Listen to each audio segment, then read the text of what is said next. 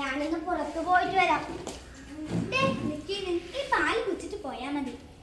അതെ, എനിക്കൊരു കാര്യം പറയാനുണ്ട്. വേലക്കാരിയുടെ കാര്യമാണ് ഞാൻ നോക്കുന്നുണ്ട്. അല്ലെങ്കിൽ മെജിനാണ് ഇവിടെ വേലക്കാരി. BA വരെ പഠിച്ചിട്ട് ഈ അടുക്കളയിൽ നല്ലിക്കാനാണല്ലോ എന്റെ വിധി. ജമീല, നീ ഇന്നും കൂടുതൽ ശ്രമിക്കും. നാളെ നമുക്ക് എല്ലാം ശരിയാക്കാം. ശരിയായത് തന്നെ. അതല്ല, പിന്നെ എനിക്കൊരു പൂതി. അന്റെ എന്ത് പൂതി അബ്ദുൽ സാഹിബ് സാധിച്ചത്? സ്വർണ്ണമാല, പട്ടുസാരി, അതോ കാട്ടിൽ പോയി സിംഹത്തിന്റെ രോമം എടുത്ത് മോതിരം ഉണ്ടാക്കാൻ എന്റെ മുത്തിനെ? അതൊന്നും വേണ്ട. എനിക്ക് പൂവമ്പഴം തിന്നാനൊരു പൂതി. പൂവമ്പഴോ? ഒരു പൂവമ്പഴമല്ല, ഒരു കൊല പൂവമ്പഴം അബ്ദുൽ സാഹിബ് കൊണ്ടുവരാം. മറക്കേ? ഇവിടുത്തെ അങ്ങാടിയിൽ കിട്ടിയില്ലെങ്കിൽ പുഴ കടന്ന് അക്കരെ അങ്ങാടിയിൽ പോയിട്ടാണെങ്കിലും മെജിന്റെ പൂതി ഈ അബ്ദുൽ സാഹിബ് സാധിച്ചു തരും. വേഗം നിന്ന് പോണോളെ, ഞാനിവിടെ ഒറ്റയ്ക്കാന്നുള്ള കാര്യം മറക്കല്ലേ.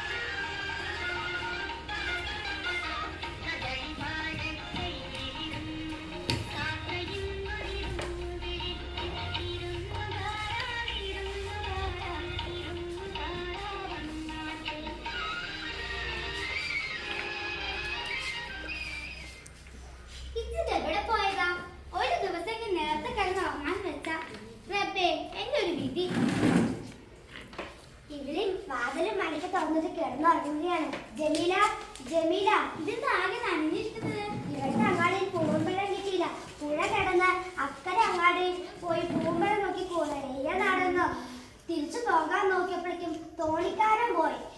ഒറ്റക്കാരെല്ലാം നോർത്ത് പുഴ നീന്തി വന്നു. നല്ല ഒഴുക്കുണ്ടായിരുന്നു. എന്നാലും നമ്മൾ ഈ പൊതിയിൽ കൈവിട്ടില്ല.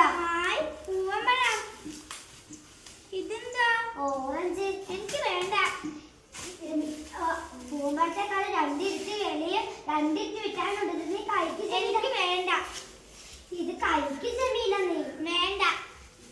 പൂവമ്പഴം കിട്ടാതെ ജമീല ബീബി